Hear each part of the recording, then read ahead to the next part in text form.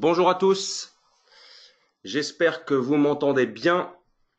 Bienvenue sur le module 2 du webinaire Éco-conception qui est organisé et qui vous est proposé par Citeo. Je suis Gauthier Massy, ingénieur éco-conception, chef de projet éco-conception chez Citeo. Et c'est moi qui suis effectivement, qui vous accompagne dans ces 6 modules autour de l'éco-conception des emballages. Et aujourd'hui, le module numéro 2 va se consacrer spécifiquement au tri et au recyclage des emballages. Donc avant de commencer et de rentrer dans le cœur du sujet, je vous invite tous et toutes à activer bien sûr le son de votre ordinateur. Le mieux, c'est que vous puissiez effectivement mettre un casque, c'est effectivement le plus confortable, mais bon, l'idée, c'est effectivement que vous puissiez m'entendre. En second lieu, désactiver le micro, c'est surtout très confortable pour l'ensemble des participants. Comme ça, il n'y a pas de bruit de parasite, entre guillemets. Et pour poser vos questions, je vous invite à utiliser le chatter qui vous permettra effectivement de communiquer avec nous. Sur les questions les plus simples, on pourra vous répondre effectivement dans la foulée. Alice, qui m'accompagne, vous répondra autant que possible. Par contre, pour les questions longues ou qui demandent un tout petit peu plus d'explications, je les prendrai à l'écrit et nous garderons une vingtaine de minutes à la fin de cette heure. Alors, enfin, au bout de 45 minutes de présentation pour aller jusqu'à 17 heures pile, on gardera effectivement ces 15 minutes pour pouvoir effectivement répondre à l'ensemble de vos questions. Et enfin, si vous êtes bien identifié, c'est pour ça que j'insiste, pour qu'on puisse vous retrouver, la présentation vous sera envoyée a posteriori, donc ce soir ou demain, au format PDF, de manière à ce que vous puissiez effectivement bien reprendre connaissance de l'ensemble des informations qui vous seront communiquées aujourd'hui. Donc pour rappel, les objectifs de ce webinaire éco-conception, de ces 6 modules d'une heure, alors là il est indiqué chaque semaine, mardi de 9 h à 10 h 30. C'est une session un peu extraordinaire qu'on fait là fin du printemps, début de l'été, celle à laquelle vous participez en ce moment, et on teste l'horaire 16 h 17 h. Mais jusqu'à présent, c'est vrai qu'on avait l'habitude plutôt de fonctionner le matin. Vous nous direz d'ailleurs ce que vous en pensez. L'objectif, c'est donc tous les mardis 16 h 17 h là jusqu'au début du mois de juillet. On est au 2e module. Le but est de renforcer nos connaissances en éco-conception, bien sûr. Le but est de bien comprendre en quoi cette éco-conception de vos emballages peut être une source d'opportunité pour vos entreprises. On va essayer dans ces différents modules de vous donner quelques pistes, quelques actions concrètes pour effectivement bien comprendre en fonction de là où vous êtes et de vos stratégies et effectivement de votre maturité par rapport à cette question, de savoir par où commencer. Et pour effectivement mieux adapter votre stratégie d'éco-conception, le mieux effectivement, c'est de bien comprendre le dispositif qui est aujourd'hui en cours sur la collecte et le tri des emballages, de manière à effectivement pouvoir trouver les meilleures solutions dans le cas de votre emballage pour effectivement l'éco-concevoir au mieux et faire en sorte qu'il soit le plus recyclable possible. Voilà. Donc, nous avons la semaine dernière introduit un peu le sujet et effectivement essayer d'encadrer cette notion, ce concept d'éco-conception et essayer de réfléchir ensemble effectivement à déjà qu'est-ce qu'on entend par éco-conception et de vous donner quelques exemples concrets. Aujourd'hui, et c'est, je pense, la meilleure des manières effectivement de bien éco-concevoir son emballage, c'est avant tout de bien comprendre effectivement comment le dispositif de tri et de collecte est aujourd'hui organisé en France, quelles sont les réglementations en vigueur sur ce sujet-là. Je vous rassure tout de suite, je ne vais pas être trop long sur la réglementation, mais bien comprendre notamment qu'est-ce que la REP, la fameuse responsabilité élargie des producteurs, et vous donner effectivement les étapes clés du tri et du recyclage des emballages en France, de manière à effectivement bien comprendre en quoi vos solutions que vous allez effectivement pouvoir mettre en œuvre vont bien se greffer effectivement à ce dispositif qui est aujourd'hui en place. Et donc, comme je vous le disais, le quart d'heure, le dernier quart d'heure de cette heure que nous avons ensemble aujourd'hui sera consacré aux questions et aux réponses, en espérant effectivement que je puisse répondre à l'ensemble des questions que vous aurez pu me poser. Voilà. Donc rentrons tout de suite dans le cœur du sujet et regardons ensemble effectivement l'éco-conception, sur quel aspect agir. Alors ça, c'est vraiment un des rappels par rapport à ce qu'on s'est dit la semaine dernière. Et j'ai deux slides très rapides pour vraiment reprendre un petit peu ensemble les grandes actions aujourd'hui sur l'éco-conception. On a le cycle de vie quelque part en face de nous sur cette slide d'un emballage, d'un produit d'ailleurs de manière générale. On peut agir à différents moyens, à différents niveaux. L'intégration de matières recyclées, ce que j'appelle souvent en fait la réflexion sur l'origine de la matière. Et donc là, effectivement, il y a des actions qui sont possibles. On peut jouer bien sûr sur l'allègement de manière effectivement à optimiser le process, à dépenser ou en tout cas faire appel à moins de matière. On peut jouer également sur les questions d'efficacité énergétique aussi dans les process ou dans les procédés de remplissage ou de conditionnement. L'allègement peut aussi avoir effectivement des conséquences sur la logistique, le transport, avec des consommations qui sont réduites. On peut également jouer sur des stratégies de rapprochement des fournisseurs et qui peuvent effectivement aussi avoir lieu. Et enfin, bien sûr, et là aussi c'est un peu tout l'enjeu, et notamment c'est un des points qui nous effectivement nous mobilise beaucoup, c'est la question de la recyclabilité et donc de la fin de vie. Comment votre emballage sera valorisé ou sera donc dans le meilleur des cas recyclé et en second temps éventuellement valorisé énergétiquement. Voilà. Donc c'est ces différents niveaux auxquels aujourd'hui on peut agir pour l'éco-conception des emballages. Et pour rappel, voici ce que je vous disais hier sur ce qui nous paraît être les 4 actions clés aujourd'hui pour l'éco-conception des emballages. 1. La réduction. Alors quand je mets réduction, c'est surtout allègement de l'emballage, mais réduction, ça peut être aussi favoriser le réemploi d'une certaine manière, parce que du coup on réduit l'utilisation de matière par la réutilisation de l'emballage, ce qui est possible effectivement dans certains cas bien particuliers. 2. Travailler sur la recyclabilité de l'emballage. Donc là, effectivement, vous le verrez, et ça va être surtout dans le module 3 et le module 4 qu'on va effectivement regarder cette question de recyclabilité des différents matériaux et des différents emballages. Donc la recyclabilité est une action clé. 3. Travailler sur l'origine de la matière. Donc l'origine de la matière, moi, là, j'inclus spécifiquement la question de l'incorporation de matières recyclées, qui est un point sur lequel aujourd'hui Citeo est très actif et essaie d'être moteur. Mais on peut aussi réfléchir, et alors avec beaucoup de nuances et beaucoup de précautions, sur est-ce que un matériau biosourcé est mieux qu'un matériau pétrosourcé. Effectivement, dans certains cas, effectivement, ce cas de figure peut se présenter. Et enfin, et ça c'est un des points sur lesquels on va revenir aujourd'hui, la sensibilisation aux gestes de tri.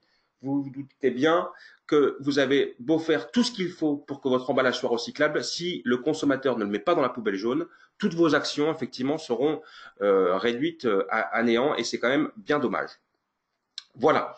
Donc rentrons tout de suite dans le cœur de ce module 2, qui était effectivement de savoir aujourd'hui comment on gère les déchets d'emballage aujourd'hui en France. Alors, un petit rappel historique pour bien quand même comprendre d'où on vient et d'où on part. Hein. Aujourd'hui, en 1900, fin des années 50, début des années 60, on avait une gestion des déchets et des ordures ménagères notamment qui était assez limitée, très peu de valorisation des déchets. Il y avait beaucoup d'enfouissement, beaucoup de stockage. Et la plupart de ces déchets finissaient effectivement en décharge. Alors, dans le meilleur des cas, des décharges qui étaient contrôlées, qui étaient gérées. Dans le pire des cas, des décharges qui étaient sauvages. Donc voilà, on part de là, avec aussi bien sûr un volume de déchets, je vais y revenir, hein, qui était peut-être inférieur à ce qu'on produit aujourd'hui, mais on part le point de départ, c'est ça. En parallèle, dans les années 50-60, on a aussi la société de consommation et les hypermarchés, les supermarchés aussi qui se multiplient sur notre territoire, avec une consommation de masse qui se développe fortement.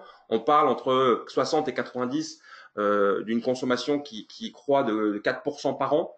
On passe de 0 à 3000 hypermarchés et plus de 12 millions de Français sur le territoire. Donc l'ensemble effectivement de ces paramètres font qu'on arrive très rapidement à un volume d'ordures ménagères auxquels doivent faire face les collectivités, qui devient de plus en plus compliqué. Effectivement, entre 1960 et 1990, on passe de 175 kilos de déchets par habitant et par an, donc ce qu'on appelle des ordures ménagères, à 300 kilos dans les années 90.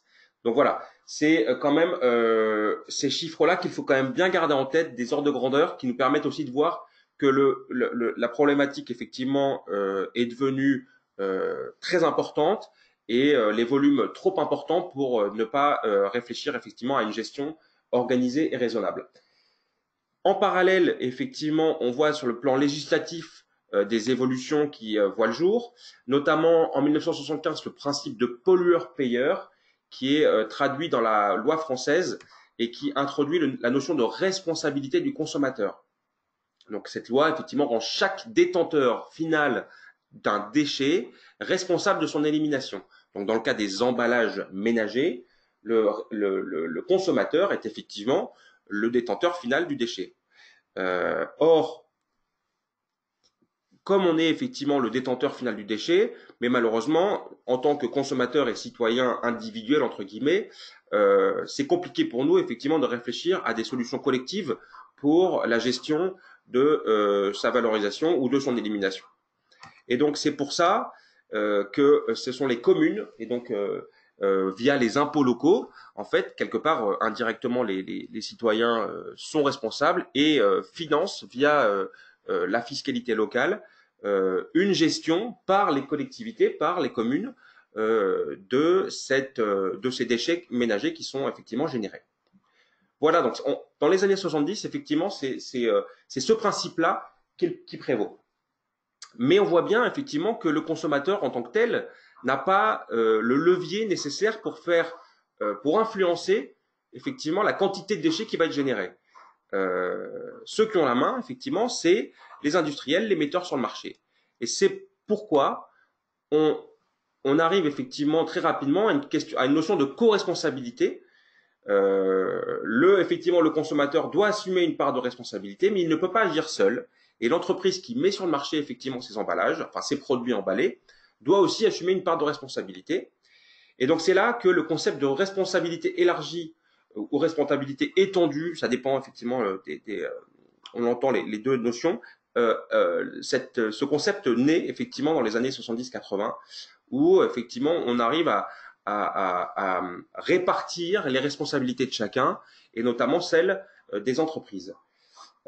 Et c'est l'explication, en tout cas, c'est ce qui a donné naissance aux éco-organismes, et notamment en 92 à l'éco-organisme Éco-emballage, qui était à ce moment-là spécifiquement dédié à la collecte et au tri et à la valorisation des emballages ménagers.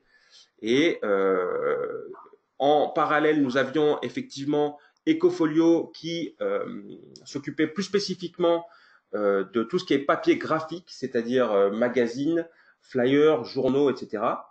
Et donc, ces éco-organismes, c'est la conséquence finalement d'une décision des entreprises de mutualiser cette responsabilité qu'ils ont par rapport à la gestion effectivement des déchets d'emballage.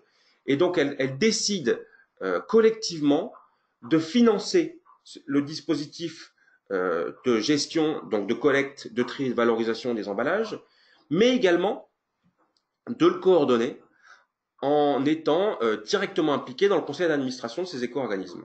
Et donc, nous avions dès 92 éco-emballages, dès 2007 Ecofolio pour la partie papier graphique, et ces deux éco-organismes ont fusionné en 2017 pour donner naissance à Citeo, qui est aujourd'hui l'éco-organisme financé par les entreprises et qui est coordonné quelque part par les entreprises. Mais comme je vous le disais la semaine dernière, ce n'est pas une entreprise privée comme les autres, c'est une entreprise privée à titre non lucratif, donc à but non lucratif, et qui également un aspect d'intérêt général parce que nous sommes sous agrément de l'État avec un cahier des charges à respecter et des objectifs réglementaires à respecter. Voilà. Et donc voilà, c'est un petit peu toutes ces explications et ce cheminement historique qui ont effectivement donné naissance à Citeo. Et encore une fois, ne pas oublier qu'au tout départ, en 92, ce sont des industriels, notamment des industriels des produits laitiers, qui ont effectivement pris ces initiatives pour effectivement faire face à cette responsabilité qu'ils avaient face à la gestion des déchets. Donc, on va rappeler très rapidement ce qu'on s'était dit la semaine dernière également. 4 grosses parties prenantes dans l'écosystème Citeo. Nous avons les entreprises, bien sûr, qui contribuent financièrement, sensibilisent leurs consommateurs et travaillent à l'éco-conception des produits. Donc, ce sont plus de 700 millions d'euros qui sont versés chaque année à Citeo par pas loin de 50 000 entreprises différentes. Donc, c'est toutes les entreprises qui mettent sur le marché des emballages et qui, effectivement, contribuent au dispositif parce que, quelque part, c'est réglementaire et elles doivent, effectivement, faire face à cette responsabilité-là.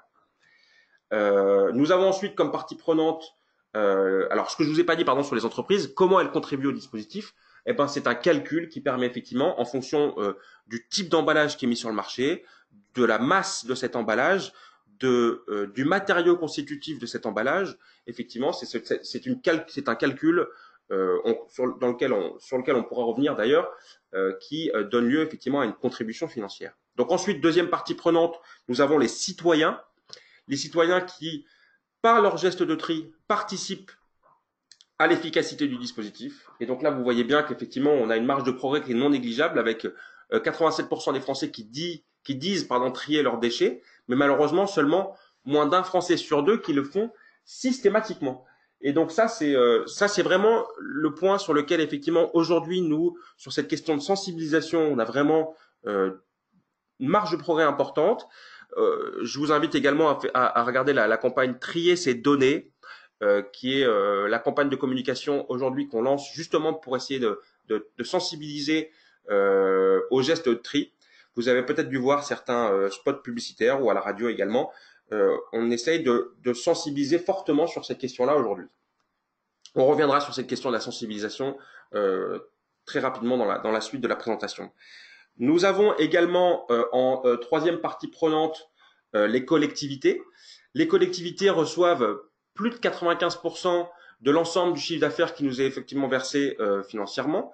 C'est elles qui, grâce à ce financement, vont pouvoir organiser les collectes via les camions camions de collecte pour le bac jaune. Les bacs jaunes chez vous, pour effectivement stocker et trier vos déchets d'emballage, et les centres de tri, parce que c'est effectivement les collectivités qui ont en charge le tri de ces déchets qui sont collectés par tout l'écosystème de logistique de ces collectivités-là.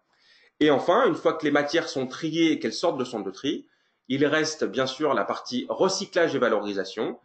Donc les balles, ce qu'on appelle les balles, c'est-à-dire les matières qui sont massifiées et qui sont effectivement triées de manière à faire des balles monomatériaux, sont envoyées chez les opérateurs qui vont pouvoir effectivement recycler cette matière ou régénérer cette matière et de manière à en faire de la nouvelle matière première qui permettra de produire des nouveaux produits. Voilà, donc ça c'est ce qu'on s'était dit déjà l'année dernière sur Citeo et effectivement là vous avez l'histoire de la gestion des déchets, la mise en place de la REP et effectivement en quoi Citeo s'est inscrit dans cette histoire. On parle aujourd'hui, attention, et ça c'est une distinction qui est importante à faire, on parle aujourd'hui uniquement des déchets ménagers, c'est-à-dire vraiment ce que vous achetez et qui finit en tant que déchet d'emballage chez vous. Les déchets industriels, donc il existe ici aussi des déchets d'emballage industriels entre deux entreprises qui se vendent un produit, par exemple un fournisseur de la construction automobile va effectivement, un équipementier va vendre des équipements à un constructeur automobile dans des boîtes en carton, mais ces déchets-là ne sont pas considérés comme des déchets ménagers, ce sont des déchets industriels. Et pour ces déchets industriels, c'est l'entreprise qui est responsable de ces déchets-là. Au contraire des déchets ménagers, pour lesquels effectivement c'est le metteur sur le marché qui est responsable. Donc aujourd'hui, nous allons nous focaliser sur la question des déchets ménagers. Si jamais vous vous posez des questions pour vos déchets qui sont effectivement générés dans vos entreprises, je vous conseille de regarder effectivement ce guide pratique, donc le lien que vous aurez dans la présentation qu'on va vous envoyer et qui vous permet effectivement de retrouver ce qu'on appelle le décret 5 flux et qui explique et encadre effectivement la gestion des déchets générés en entreprise, ce qu'on appelle les déchets industriels et commerciaux, et qui vous donne effectivement les obligations en termes de législation auxquelles doivent faire face les entreprises dans la question de la gestion de leurs déchets. Donc aujourd'hui, focus sur le déchet ménager, déchet d'emballage ménager. Et donc effectivement, pour l'emballage ménager, c'est bien les entreprises qui financent un dispositif, les entreprises qui mettent sur le marché, mais la gestion opérationnelle est, comme je vous le disais, gérée spécifiquement par les collectivités locales. Et aussi, je tiens à faire aussi un petit focus sur cette question-là. Le recyclage des déchets industriels ne répond pas forcément aux mêmes logiques économiques et techniques que le recyclage des déchets ménagers. Je vais essayer de le faire très simple. Un déchet industriel, c'est souvent un déchet qui est assez propre et monomatériaux. Par exemple, comme on va rester sur l'équipementier automobile, va envoyer ses pièces au constructeur auto. Ça va être, par exemple, beaucoup de cartons qui vont entourer l'ensemble des pièces qui vont être utilisées par le constructeur automobile. Eh ben, ça fait des flux de cartons très importants qui sont bien spécifiquement triés et qui permettent après à l'opérateur de recyclage d'avoir un flux qui est bien caractérisé. Au contraire des flux ménagers qui sont souvent mélangés et on va avoir dans une poubelle jaune à la fois des cartons qui peuvent être un peu souillés, à la fois des plastiques, à la fois des métaux. Et donc on se retrouve effectivement avec des flux qui sont plus diffus, plus souillés et donc plus compliqués derrière effectivement à recycler. Donc voilà, je voulais juste faire cette petite parenthèse. Donc ce qui est important de regarder après, c'est le gisement. Combien d'emballages sont mis sur le marché chaque année? Donc ces chiffres sont effectivement pas ultra récents, mais c'est un ordre de grandeur qui est important d'avoir. Et les ordres de grandeur n'ont pas vraiment évolué. On a aujourd'hui 5 millions de tonnes d'emballages ménagers qui sont mis sur le marché, qui se répartissent, on va dire, à la louche, hein, 50% en masse de verre, 2,4 millions de tonnes, et 50% du reste. Et dans le reste, on a 100 000 tonnes d'aluminium. Donc, c'est important de voir le nombre d'unités en dessous, hein, quand même, de se rendre compte, effectivement, la moitié de verre, c'est seulement 9 milliards d'unités, alors qu'on voit qu'à côté, 1,2 million de tonnes de plastique, c'est 100 milliards d'unités.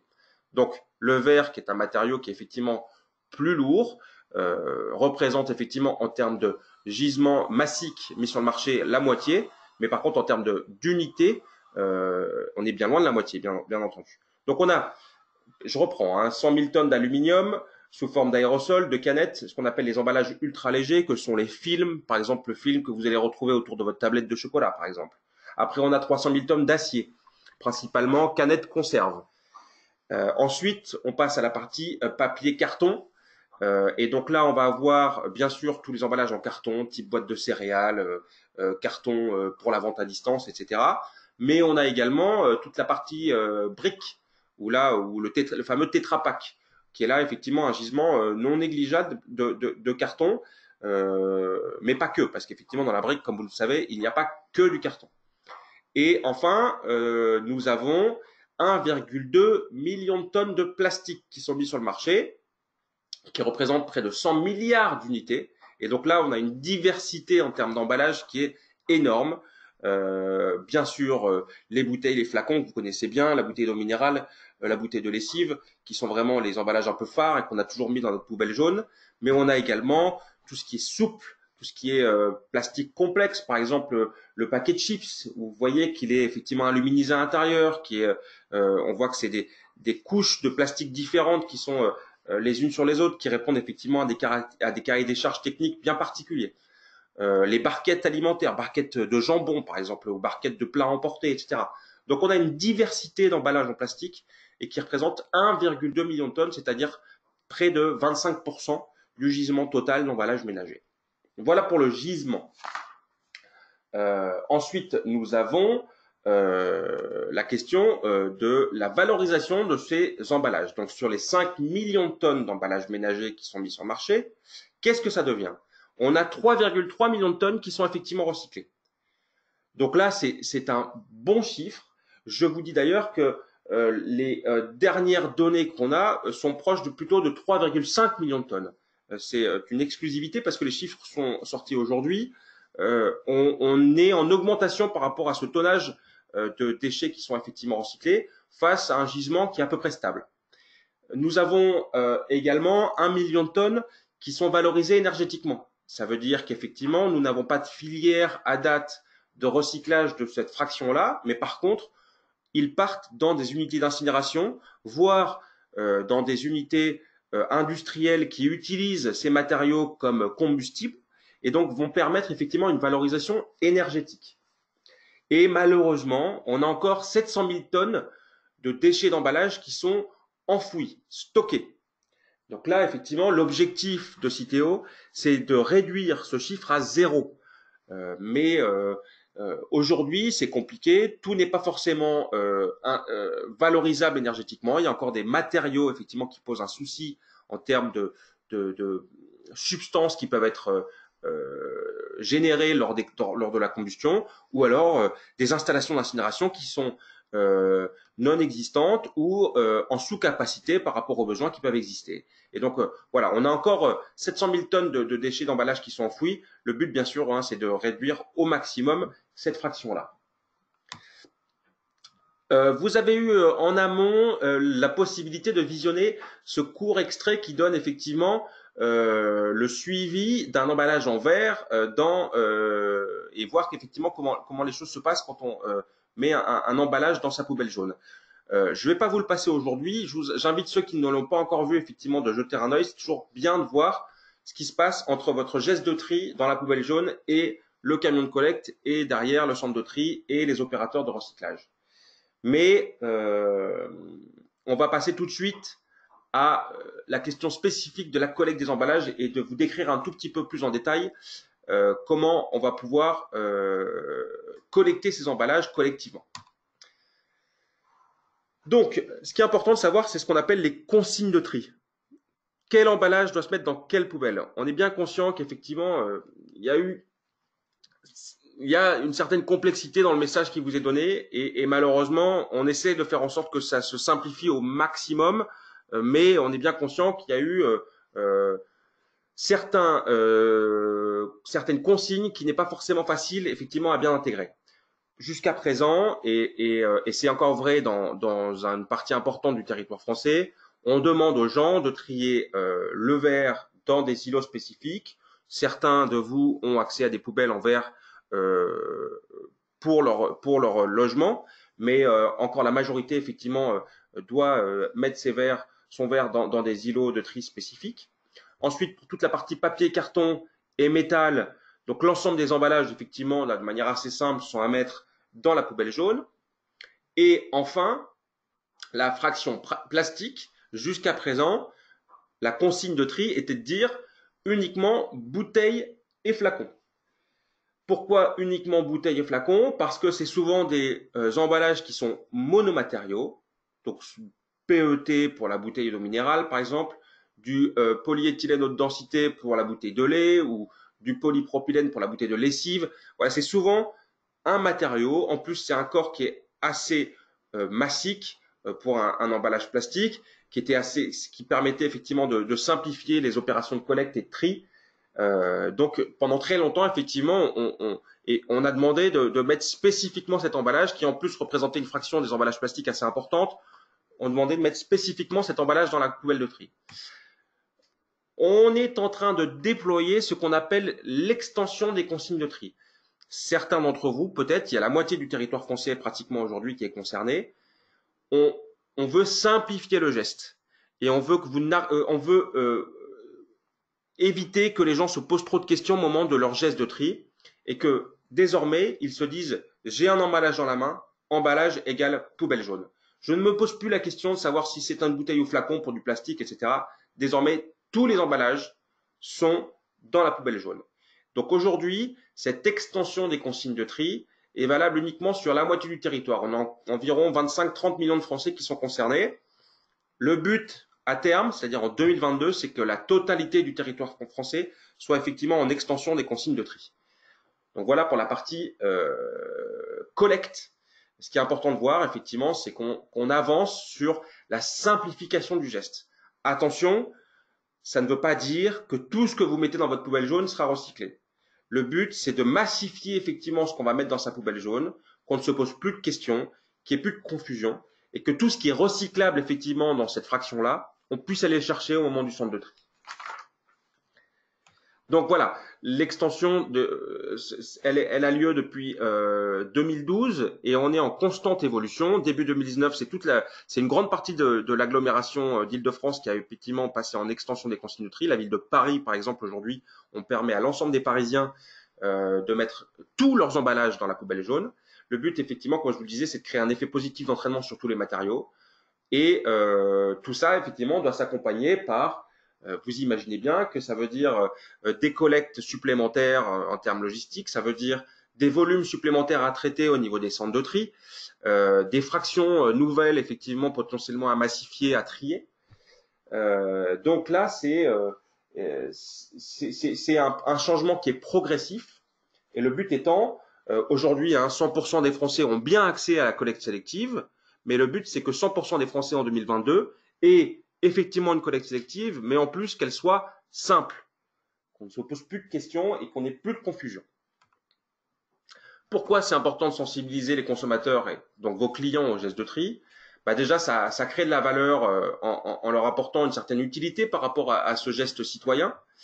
Il faut aussi leur donner l'information, de bien faire comprendre effectivement en fonction des matériaux, s'il faut la mettre dans la poubelle jaune ou pas.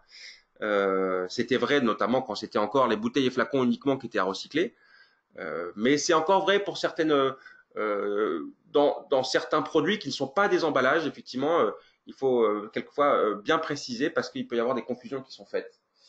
Donc on a besoin ça peut se faire également par les mairies ou les collectivités locales peuvent aussi mettre en place des moyens, des sensibilisations qui sont faites par des autocollants sur les poubelles ou par des ambassadeurs du tri qui peuvent effectivement venir chez vous, taper aux portes. Il y a des services civiques aujourd'hui qui sont organisés sur ces questions-là. Il y a des flyers qui peuvent être effectivement aussi distribués pour essayer de bien comprendre effectivement comment tout ça fonctionne. Il y a des campagnes médias qui sont également lancées. Comme je vous le disais, on en a une en ce moment qui s'appelle Trier ces données. Mais on a besoin de votre aide. Et c'est là aussi que les entreprises doivent également jouer leur rôle. Et donc, il y a des consignes personnalisées qui peuvent être effectivement mises en place pour les emballages. Et donc, ça permet au consommateur, au moment où il a son produit en fin de vie, de regarder rapidement sur le packaging et de comprendre quel est le geste qu'il doit faire, notamment pour ceux qui ne sont pas encore dans l'extension des consignes de tri. Donc, il y a des sites qui sont dédiés sur citeo.com, consignedetri.fr également permet de bien comprendre où est-ce que en est votre collectivité vis-à-vis de l'extension des consignes de tri. Et il y a un accompagnement qui est fait pour les entreprises qui cherchent effectivement à apposer la consigne de tri sur son emballage. Citeo vous accompagne également pour pouvoir le faire. On voit que c'est une solution qui est adoptée par beaucoup de Français et on a aujourd'hui près de 90% des Français qui trouvent très pratique d'avoir les consignes de tri sur les emballages. Voilà. Ensuite, qu'est-ce qui se passe une fois que j'insiste sur ce geste de tri? Sans geste de tri, on n'ira jamais plus loin. Donc, on aura beau faire tous les efforts possibles sur la conception de son emballage, sur les matériaux utilisés, les assemblages des matériaux entre eux, si le consommateur ne met pas l'emballage dans la poubelle jaune, tout ça est réduit à néant. Voilà. Donc ça, c'était pour la partie 1 et l'étape 1 qui était le geste de tri. Et le geste de tri et la collecte. Ensuite, une fois que ces matières sont collectées, elles arrivent en centre de tri. Et donc là, en centre de tri, on a ce qu'on appelle le parcours du recyclage ou le parcours type du recyclage. Donc les matières sont déversées par les camions de poubelles jaunes dans le centre de tri et donc arrivent ensuite différentes opérations qui vont permettre effectivement de trier les matériaux entre eux et qui vont permettre également de massifier les fractions de matériaux de manière à pouvoir les valoriser pour les opérateurs. Donc on a différentes opérations. On a d'abord ce qu'on appelle les séparations balistiques, donc qui vont permettre de supprimer les fractions les plus petites.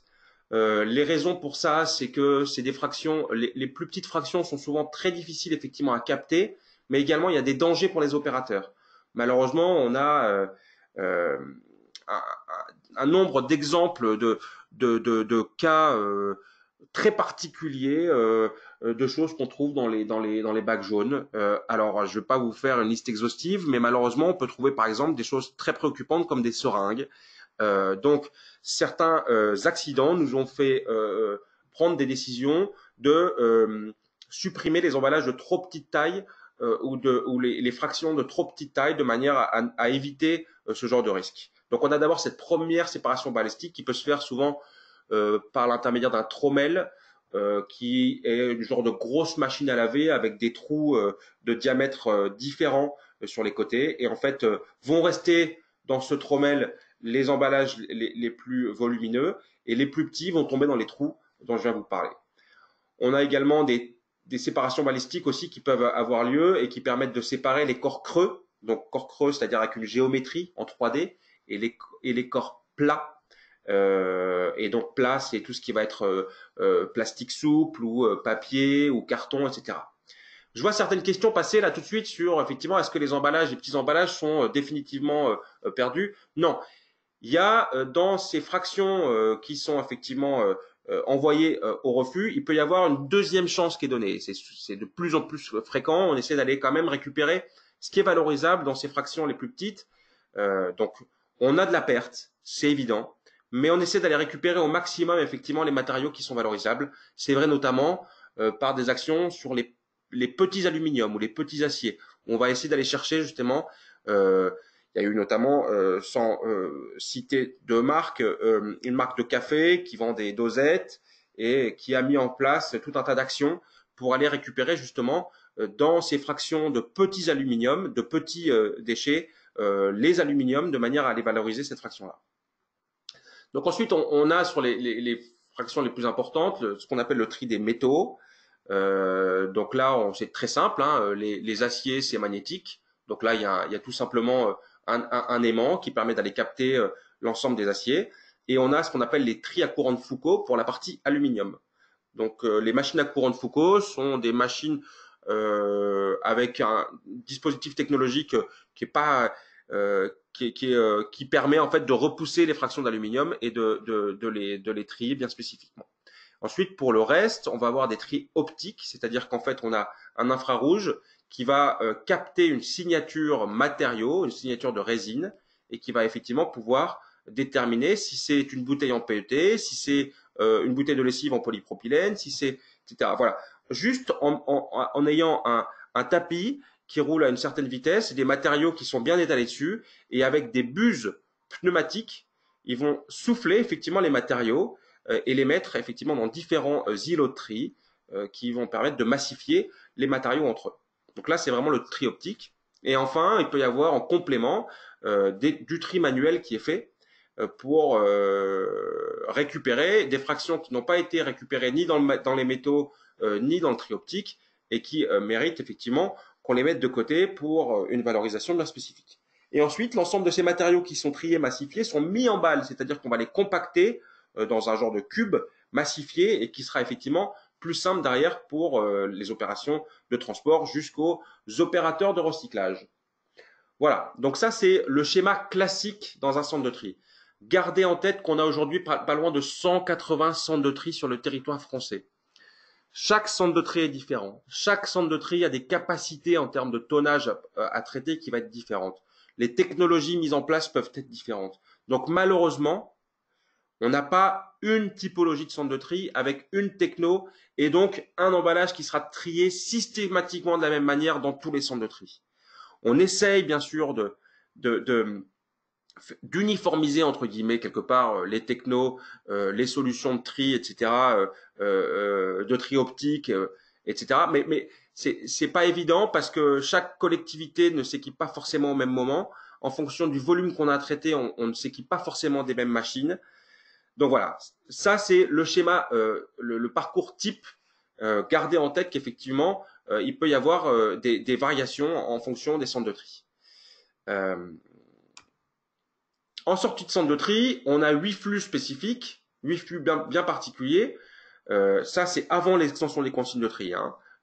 j'essaie de garder un message qui est le plus simple possible. Avant l'extension des consignes de tri, on a donc le flux de PET clair. Donc là, c'est effectivement les bouteilles d'eau minérale classique. Ce qu'on appelle clair, c'est toute la fraction de PET qui est translucide, transparent. Mais on va jusqu'à la Kézak. Vous voyez ce bleu transparent, un peu, c'est un bleu clair. Donc pour nous, il est encore suffisamment clair pour rentrer dans la fraction claire. Il n'est pas dans ce qu'on appelle le PET foncé, où là on va retrouver les bouteilles de Perrier avec ce vert plus foncé, les bouteilles de Perrier rouge aussi, les bouteilles d'Arizona pour le thé glacé, pour ceux qui connaissent, etc. Voilà, on a une fraction PET claire, une fraction PET foncée, avec lesquelles on ne fait pas forcément la même chose. Ensuite, on a tous les flacons en polyéthylène, polypropylène, qui sont triés également ensemble et qui font des balles collectivement, entre guillemets. On a ensuite le carton, bien sûr, qui constitue un flux bien particulier. L'acier, comme je vous le disais, donc là, qui a été capté par magnétisme. L'aluminium, qui a été capté par les machines à courant de Foucault. Les journaux, également, qui constituent un flux spécifique. Et enfin, les briques, qui sont également un flux qui va être traité à part. Et donc, on a bien sûr le verre, qui pour le coup, lui, est traité hors centre de tri. Vous l'aurez remarqué, vous ne mettez pas vos verres dans le bac jaune. Sauf malheureusement dans la région lilloise, qui a encore un dispositif bien particulier, mais a priori, les choses devraient évoluer très rapidement. Donc voilà les 8 flux en sortie de centre de tri. Et ensuite, ces flux-là sont envoyés vers les usines de recyclage, les opérateurs qui vont effectivement régénérer cette matière. Et donc là, qu'est-ce qu'on fait effectivement? Qu'est-ce qu'on donne comme seconde vie à ces emballages? Le PET clair, le PET foncé, des bouteilles spécifiquement, on va pouvoir faire de la fibre textile, mais également revenir à l'emballage, spécifiquement pour le PET clair, pour le coup. Le PET clair, effectivement, permet de revenir vers le PET clair et de refaire effectivement des bouteilles. On voit aujourd'hui tout un tas d'engagements, notamment des industriels de la bouteille d'eau minérale, à intégrer de plus en plus de RPET, donc de PET recyclés dans leurs bouteilles. Donc voilà, c'est vraiment une boucle fermée pour le coup. La bouteille de PET clair, quand elle est bien triée, quand elle est bien recyclée, elle peut revenir sous forme de bouteille de PET clair. Le PET foncé, pour le coup, a d'autres applications. Le textile, des tissus techniques, par exemple, dans l'étanchéité de toiture aussi, ce qu'on appelle la fibre, en fait, et d'autres applications dans les vêtements, etc. Pour le polyéthylène, polypropylène, aujourd'hui, donc qui viennent des shampoings, des flacons de lessive dans certains cas, etc. Là, on a des applications diverses, principalement des tuyaux, tuyaux de plomberie, tuyaux d'évacuation. Ce gris spécifique, effectivement, là où on a des problèmes, c'est en fait à la couleur, parce qu'on a plein de teintes différentes pour ces applications en polyéthylène, propylène. Donc, pour retrouver effectivement une teinte spécifique, c'est compliqué, mais par contre, effectivement, pour ces tuyaux qui sont gris, ou pour certains plastiques, effectivement, dans des sièges auto, par exemple, bah, ça pose beaucoup moins de soucis. Ou pour aussi, on peut retrouver ça sur les plastiques de vos poubelles. Ce gris des poubelles, souvent, c'est du plastique polyéthylène ou polypropylène recyclé. Également, siège auto, les sacs plastiques également sont sacs plastiques, sacs poubelles, pardon, peuvent être issus de polyéthylène recyclé. Et enfin, les arrosoirs également, on a des applications comme celle-ci. Le carton ondulé ou plat va permettre de revenir vers du carton ondulé ou de la cellulose moulée. Les briques, qui sont constituées principalement de carton, mais pas que, vont pour la partie carton, donc pour la partie fibre, permettre de revenir vers de l'essuie-tout, du papier toilette. Pour la partie, ce qu'on appelle polyal, c'est-à-dire en fait le polyéthylène aluminium qui constitue l'autre fraction effectivement de la brique, on va pouvoir faire un peu de mobilier urbain ou des bancs publics, des choses comme ça. L'acier se recycle très bien et on peut revenir soit vers de la canette, de la boîte de conserve ou alors d'autres applications en acier. L'aluminium, c'est pareil, d'autres applications plutôt de la fonderie d'aluminium. Et enfin le verre, aucun problème pour revenir également à du verre d'emballage. Voilà les différents débouchés, différentes applications, effectivement, de recyclage des emballages ménagers. Et avec des taux de recyclage qui sont assez différents. Aujourd'hui, on a un taux de recyclage du verre qui est proche de 85%. Les bouteilles et flacons, il faut qu'on progresse, mais on approche les 60% aujourd'hui. Il faut vraiment qu'on avance sur ces questions-là. Avec la réflexion sur la consigne qui est aujourd'hui en cours pour essayer de faire avancer ce taux de recyclage. mais aussi c'est de la sensibilisation des consommateurs, c'est aussi une sensibilisation aux gestes de tri. Carton, aujourd'hui, 65% on est proche aujourd'hui sur le carton papier des 70%. Et l'aluminium, malheureusement, c'est parce que c'est souvent des petites fractions qu'on a du mal à les capter. Mais on est aujourd'hui proche des 43%. Il y a une marge de progrès importante sur l'aluminium. Et enfin, l'acier est au-dessus de 100%. Pourquoi? Parce qu'on capte pratiquement tout l'acier qui est effectivement collecté par les centres de tri. Mais en plus de ça, lors des phases d'incinération, on est capable d'aller chercher ce qu'on appelle les mâches-fer, c'est-à-dire les résidus d'incinération en acier, et qu'on va pouvoir aussi valoriser. Donc c'est pour ça qu'on arrive à des taux qui sont supérieurs à la mise sur le marché en fait des produits en acier. Voilà, donc on arrive effectivement à la fin de ce que je voulais vous montrer aujourd'hui. On va passer rapidement aux questions-réponses. Ce qu'il faut retenir, hein, le but dans la collecte et le tri, c'est d'arriver à des balles homogènes, d'arriver à une qualité de la matière qui soit la plus homogène possible, de manière à ce que cette balle de matière qui est triée, massifiée, soit intéressante et attractive entre guillemets pour les opérateurs de recyclage et qu'elle puisse derrière effectivement permettre de régénérer de la matière. Un matériau qui est mal trié ou qui est mélangé avec d'autres types de matériaux, malheureusement, on va pas pouvoir revenir au même type d'application et les applications effectivement avec ces matériaux mélangés seront beaucoup plus limitées. Un matériau qui est très bien trié, bien massifié et bien identifié en termes de qualité, on va pouvoir lui trouver tout un tas d'applications de la même manière que le matériau vierge. Voilà, s'il faut retenir quelque chose, c'est vraiment ça. Avec bien sûr le geste de tri, la sensibilisation du consommateur. Voilà, donc il nous reste une grosse dizaine de minutes pour essayer de faire le point sur l'ensemble des questions que vous avez pu vous poser. Alors, première question, après l'extension des consignes de tri, que mettra-t-on dans les ordures ménagères résiduelles? Uniquement les déchets organiques. Alors, il y a d'autres types de déchets. Hein. Là, on parle des déchets d'emballage. Il n'y a pas que l'emballage. Il y a effectivement des déchets organiques qui peuvent être aussi d'ailleurs valorisés sous forme de compost. Mais bien sûr, effectivement, ce qu'on voit effectivement en parallèle de l'extension des consignes de tri et la mise en place aussi, ce qui peut arriver d'ailleurs, de la collecte de biodéchets qui sont vraiment les déchets organiques, donc les restes alimentaires. Eh ben, on voit qu'effectivement le volume des ordures ménagères résiduelles a tendance à baisser fortement. Et c'est d'ailleurs des retours qui nous sont faits des collectivités où on peut voir effectivement il n'y a pas forcément de besoin d'avoir de poubelles noires supplémentaires, voire une poubelle jaune vient remplacer une poubelle noire dans certains immeubles. Mais il y a d'autres types d'emballages qui aujourd'hui, il y a d'autres types de déchets qui ne sont pas des emballages et qui finissent aujourd'hui dans la poubelle. Je pense aux couches pour ceux qui ont des enfants. Je pense à tout un tas de produits en fin de vie dont vous ne voulez plus et dont vous vous débarrassez et qui finissent encore aujourd'hui dans les ordures ménagères résiduelles. Les produits en fait qui ne sont pas soumis à des REP. Donc parce qu'aujourd'hui la responsabilité élargie du producteur n'est pas uniquement dédiée aux emballages ménagers. On en a une pour les voitures en fin de vie. On en a une pour les déchets électroniques et électriques. On en a une pour les ampoules. Donc voilà, tous ces déchets-là, logiquement, ont des filières de recyclage avec des moyens de collecte dédiés. Tous les produits industriels n'ont pas encore de REP spécifique. Donc certains produits aujourd'hui, malheureusement, finissent dans la poubelle OMR, ordures ménagères résiduelles. Quels sont les matériaux, associations de matériaux qui ne peuvent pas être recyclés ou incinérés, qui sont malheureusement encore enfouis? Alors, on a aujourd'hui des matériaux qui sont dits comme infusibles. On pense notamment, alors qui perturbent le recyclage, hein, clairement. On pense notamment à certaines céramiques ou certains pots en grès, par exemple. On a beaucoup travaillé avec Yoplait sur son pot en grès, ce pot marron qui effectivement n'avait pas de voie de valorisation, ni de valorisation matière, ni de valorisation énergétique.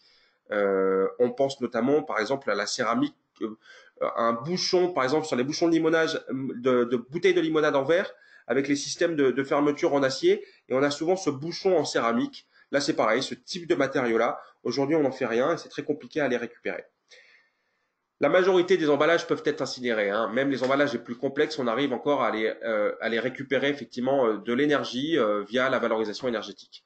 Par contre, par exemple le PVC, on a des problématiques pour aller s'en servir comme combustible dans des installations industrielles. Parce que pour brûler du PVC, il faut des filtres pour les fumées qui sont bien spécifiques parce que sinon on a des problèmes sanitaires importants. Donc le PVC par exemple fait partie de ces résines d'emballage que nous on souhaite effectivement réduire au minimum. Parmi les 3,3 millions recyclés, sont-ils recyclés en France ou en Europe ou expédiés dans les pays en développement ou non recyclés? Alors, la majorité du recyclage aujourd'hui a lieu en Europe. Je vois qu'il y en a certains qui réagissent par rapport à la polémique ou la controverse qu'il y a eu dernièrement. Effectivement, hein, donc, là, on regrette fortement certaines pratiques qui ont pu avoir lieu. Donc, effectivement, ces déchets massifiés qui étaient achetés par des opérateurs avec la vocation effectivement d'être recyclés, qui malheureusement n'ont pas été recyclés et finissent dans la nature. Il faut savoir que 98% des déchets qui sont collectés, massifiés par les centres de tri sont envoyés chez des opérateurs en France ou en Europe. 90% en France et certains, effectivement, on a 5-6% qui sont encore en Europe, chez des opérateurs qu'on connaît bien et qui travaillent bien. Et effectivement, on a une fraction qui est infime qui part effectivement à l'export. Pendant très longtemps, ça a été la Chine. Mais suite à la fermeture des frontières de la Chine pour ces fractions qui sont plus compliquées entre guillemets à recycler, il y a des opérateurs dans d'autres pays qui effectivement se sont fait connaître. Et nous, on a des audits qui ont lieu. On essaie de travailler effectivement à ces opérateurs de manière à s'assurer que l'opération de recyclage a bien lieu et dans des conditions sociales et techniques qui correspondent effectivement à nos standards. Le reportage et ce qu'on a pu voir effectivement, malheureusement, ce sont des pratiques qu'on ne souhaite pas et l'audit n'avait pas encore eu lieu parce que c'était toute nouvelle destination pour certains de ces opérateurs. Voilà. Donc, ce qu'il faut retenir, c'est que plus de 95% des déchets qui sont collectés, massifiés dans nos centres de tri finissent chez des opérateurs en France ou en Europe. Alors, ensuite, les petits contenants, les bouteilles de plastique de moins de 20 millilitres sont-elles recyclées ou éliminées via le Tromel? Alors, quand c'est effectivement inférieur à 20 millilitres, c'est vraiment des fractions qui sont trop petites et qui ont peu de chances d'être effectivement captées pour être recyclées. Donc, effectivement, nous, c'est un message qu'on essaie de faire passer. En fonction des usages, le but n'est pas d'alourdir ou de grossir son emballage. Si effectivement l'usage c'est pour quelque chose qui est réduit, mais dans la mesure du possible, privilégier effectivement les emballages ou les volumes plus importants et éviter de vendre des volumes, des produits avec des volumes trop faibles qui donnent du coup des emballages effectivement, parce que le but n'est pas d'avoir trop d'emballage, hein, c'est le juste emballage. Mais si on arrive à des emballages qui sont trop petits, effectivement, malheureusement, on a peu de chances d'aller les capter et donc de les recycler. A-t-on suffisamment d'acteurs en France pour recycler les différents plastiques? Qui sont ces acteurs? La Chine refuse tous les déchets, l'Europe est submergée, les plastiques sont-ils recyclés? Alors là, on retombe un petit peu sur la question qui m'a été posée tout à l'heure. Oui, en France, on a des acteurs du recyclage et sur toutes les différentes résines de plastique. On a beaucoup de recyclage de PET en France, on a des recyclages de polyéthylène, de polypropylène, avec des opérateurs dont je pourrais vous citer le nom, mais les gros, hein, on les connaît, qui sont Cita, qui sont Paprec, qui sont de Richebourg, qui sont Gallo Plastique, etc. Mais j'en oublie plein qui aujourd'hui ont des installations industrielles en France et effectivement régénèrent la matière sur le territoire français. On a encore effectivement des fractions ou des résines plastiques qu'on recycle difficilement en France. Le polystyrène, par exemple, y a des filières industrielles qui sont en train de se monter en France, mais aujourd'hui on travaille spécifiquement plutôt avec l'Allemagne ou avec l'Espagne.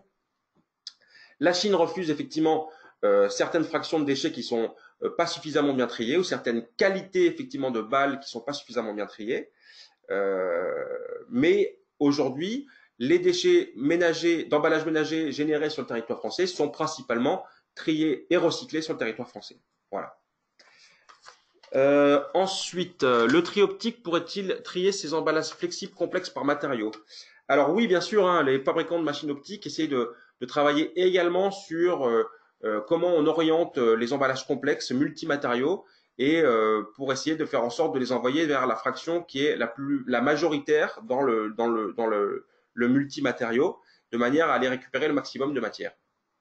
Donc bien sûr, on travaille beaucoup avec les machines de tri optique et les industriels pour effectivement réfléchir aux signatures optiques des différents matériaux qui sont mis sur le marché. Il y a également de l'intelligence artificielle aujourd'hui qui se met en place, des signatures entre guillemets ou ce qu'on appelle des watermarks, qui sont des signatures non visibles qui sont sur l'emballage et qui permettent effectivement de manière optique à tout de suite reconnaître le matériau de l'emballage en question, de manière à plus facilement l'orienter vers l'îlot de tri spécifique et pour massifier effectivement les résines de même nature.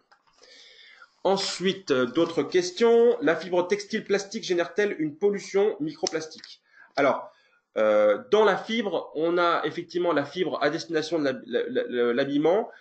Pour celle-ci, effectivement, il y a aujourd'hui une fuite, entre guillemets, de ces fibres plastiques dans la nature, et ça, on le regrette. On essaie de privilégier effectivement plutôt d'autres types de fibres techniques. Comme je vous le disais, on a des fibres pour faire de l'étanchéité de toiture qui permet effectivement d'utiliser, c'est des fibres qui sont très techniques, encore une fois, avec de la valeur ajoutée importante.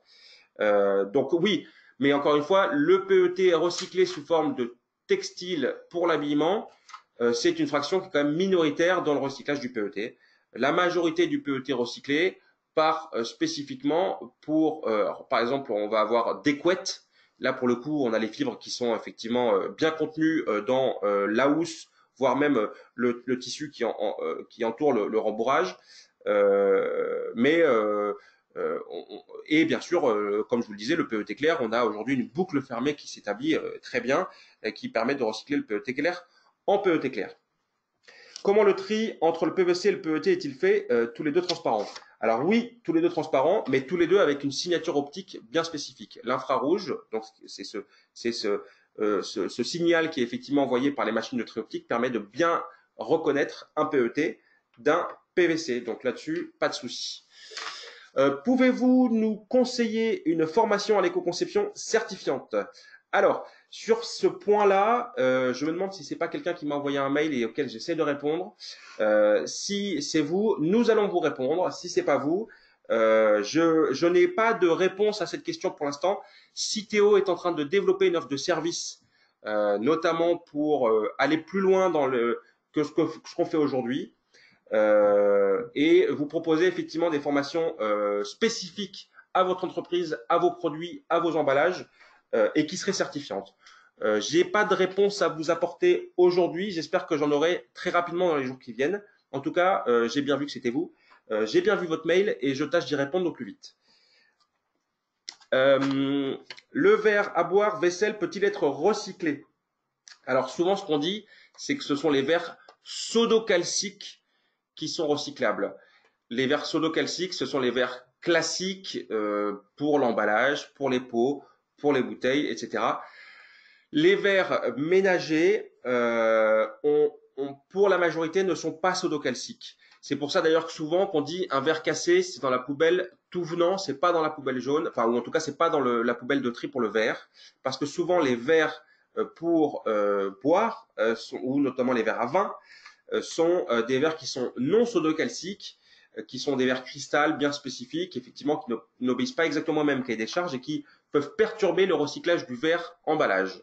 Donc voilà, c'est la raison pour laquelle certains verres, effectivement, à boire ne sont pas recyclables dans le flux d'emballage en verre.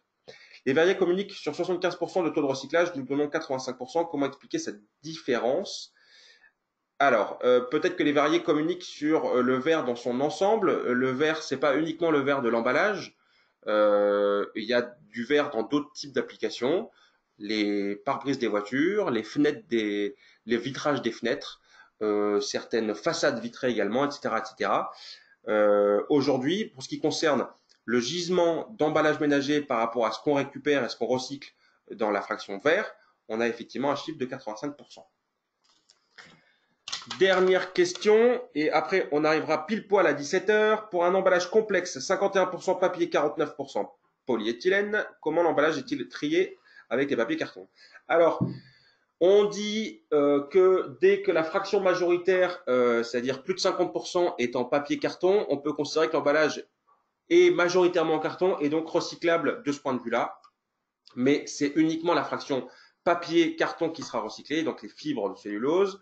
Donc l'emballage, quand il a plus de 50% de papier, va être trié et massifié avec les papiers carton et sera envoyé donc chez le recycleur de papier carton. Je vous décrirai la semaine prochaine effectivement le process de recyclage du papier carton. Et celui-ci éliminera la fraction en polyéthylène qui ne sera pour le coup, elle, pas valorisée. Donc sur les 100%, uniquement la fraction de 51% de papier sera recyclée et valorisée. Voilà. Il est 17 heures, je vous libère. Le but étant bien sûr de tenir le timing. J'espère que vous avez appris plein de choses aujourd'hui. La semaine prochaine, on regarde ensemble, donc ça sera mardi 16 heures, comment concevoir un emballage recyclable, et on fera un focus spécifique sur le verre, le métal et le papier carton. Donc on regardera effectivement comment sont recyclés ces emballages, quels sont les process de recyclage du verre, du papier carton, de l'aluminium et de l'acier, et comment on éco-conçoit du coup un emballage en verre, en papier carton ou en aluminium ou en acier, avec des pistes très concrètes, des applications, des bonnes pratiques. Voilà, je vous remercie pour votre attention, merci pour vos questions et je vous donne rendez-vous mardi prochain en espérant que vous soyez nombreux. Merci à tous et bonne fin de journée. Au revoir.